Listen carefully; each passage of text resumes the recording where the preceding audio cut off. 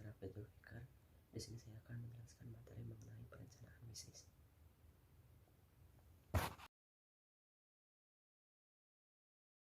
Langsung saja ke materinya, yaitu merencanakan bisnis. Di sini ada dimulai dari unsur-unsur pemegang kepentingan bisnis atau stakeholder.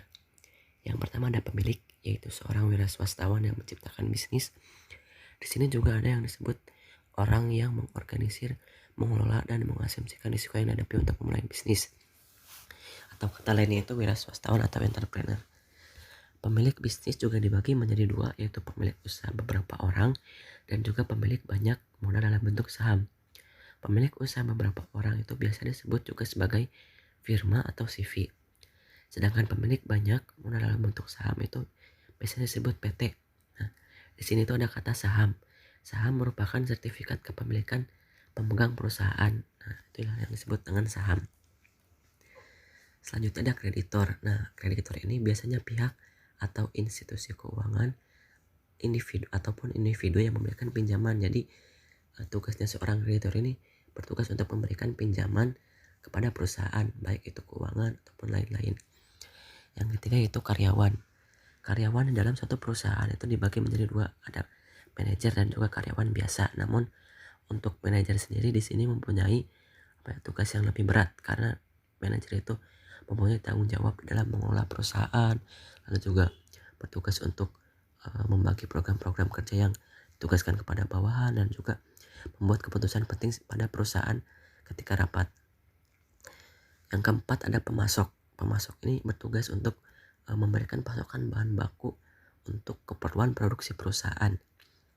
Yang kelima ada pelanggan konsumen. Ya, di sini kita sebagai konsumen yaitu bertugas untuk mengkonsumsi ataupun menggunakan barang hasil produksi suatu perusahaan.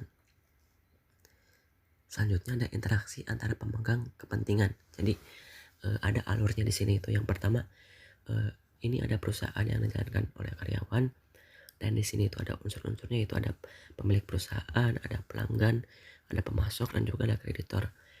Untuk alurnya sendiri, pemilik perusahaan kepada perusahaan itu berupa dana investasi. Jadi biasanya pemilik itu memberikan modal awal ataupun investasi kepada perusahaan.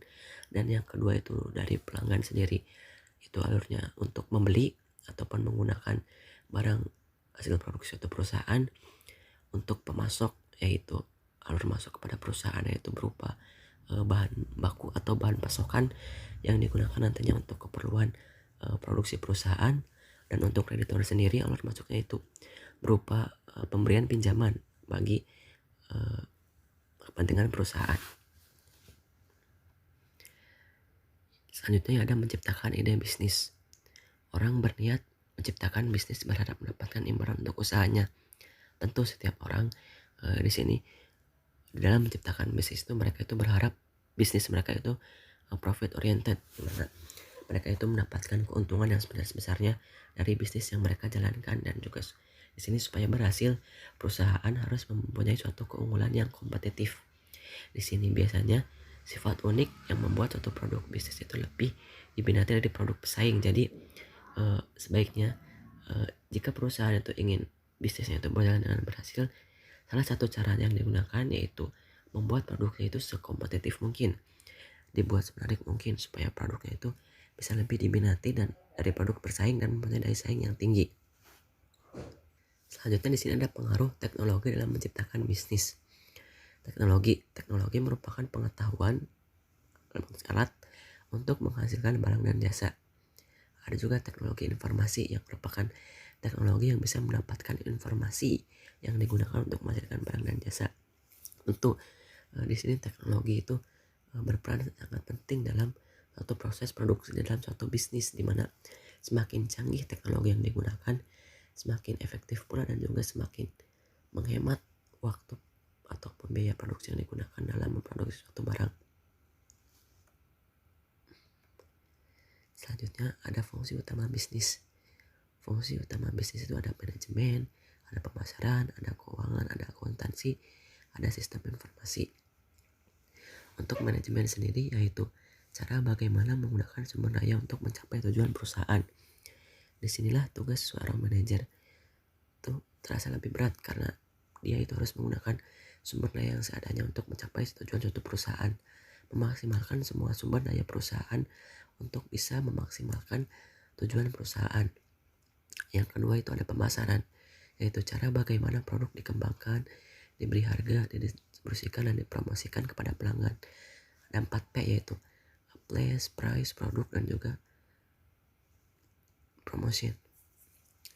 Yang ketiga yaitu ada keuangan, yaitu cara bagaimana perusahaan mendapatkan dana dan menggunakannya untuk keperluan operasi bisnis. Yang keempat ada akuntansi, yaitu ringkasan analisis kondisi keuangan perusahaan. Yang kelima yaitu ada sistem informasi yang meliputi teknik informasi, masyarakat, dan prosedur yang bekerja sama untuk memberikan informasi yang cocok kepada karyawan perusahaan. Selanjutnya ada rencana manajemen yang dimana dititik beratkan pada struktur organisasi yang dalamnya itu mengidentifikasi peran dan tanggung jawab karyawan yang dipekerjakan pada perusahaan. Tentu di sini itu ada hierarki dalam satu perusahaan, di mana di situ sudah ada identifikasi dan spesialisasi peran masing-masing dari setiap komponen-komponen perusahaan yang di dalamnya itu wajib tugas-tugasnya dipertanggungjawabkan dan juga dipekerjakan untuk kepentingan suatu perusahaan. Yang kedua ada produksi, yaitu bermacam keputusan mengenai proses produksi, dimulai dari lokasi, fasilitas, proses, dan juga teknologi. Yang ketiga ada SDM, yaitu faktor krisis yang menentukan keberhasilan proses. Yang ketiga itu ada SDM yang merupakan faktor krisis yang menentukan keberhasilan suatu perusahaan. Tentu sumber daya manusia ini berperan sangat vital untuk kemajuan perusahaan, di mana semakin berkualitas sumber daya manusia suatu perusahaan, maka semakin berkualitas pula perusahaan atau bisnis yang didirikan atau yang dijalankan.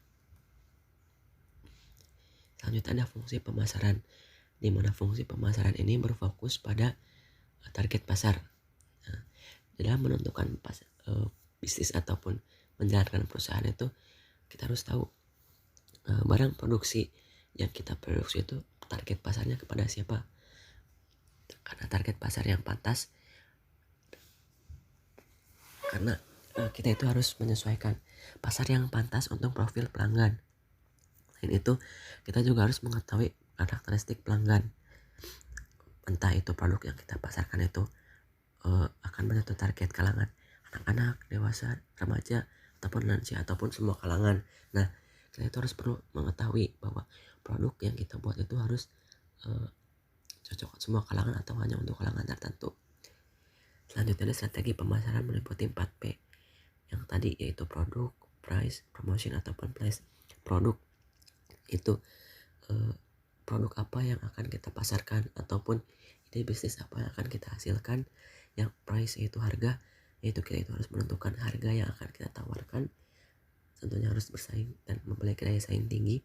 Yang ketiga promotion, yaitu teknik promosi apa yang akan kita pasarkan, atau yang lewat media sosial, lewat lewat media massa ataupun media lainnya. Yang keempat place ataupun distribusi, yaitu kita harus mengetahui bagaimana tempat-tempat ataupun spot-spot yang tentunya cocok untuk produk kita didistribusikan. Yang selanjutnya ada fungsi keuangan, yaitu sebagai sumber dana dan juga ada penggunaan dana. Sumber dana yaitu bagaimana bisnis didanai dari pemilik ataupun dari kreditor. Nah, untuk perusahaan itu kriterianya bisa didanai atau tidak, perlu adanya uji kelayakan bisnis dan juga ada perkiraan keuntungan biaya, supaya orang yang mendanai kita itu ataupun mendanai perusahaan kita itu bisa menjadi kepercayaan yang lebih lah untuk mendanai lebih. Bisnis harus dinilai layak oleh pemilik dan kreditor untuk uji kelayakan bisnis. Yang kedua, bisa dipakai untuk memprediksi keuntungan periodik dan risiko yang harus diperhitungkan untuk perkiraan keuntungan biaya. Kenapa kita harus memperhatikan dua aspek ini ya? Tentu supaya pihak-pihak dari kreditor, dari investasi, dari pemilik itu percayalah untuk menanamkan dananya di perusahaan yang kita jalani. Yang kedua ada penggunaan dana. tentu penggunaan dana itu sangat berperan dalam perusahaan, dimana kita itu harus pintar-pintar dalam mengelola perusahaan, baik itu dari pemasukan dan juga dari pengeluaran, supaya keduanya itu seimbang dan stabil. Mungkin cukup sekian presentasi dari saya. Mohon maaf bila ada kesalahan. Wabillahi taufiq wal hidayah. Wassalamualaikum warahmatullahi wabarakatuh.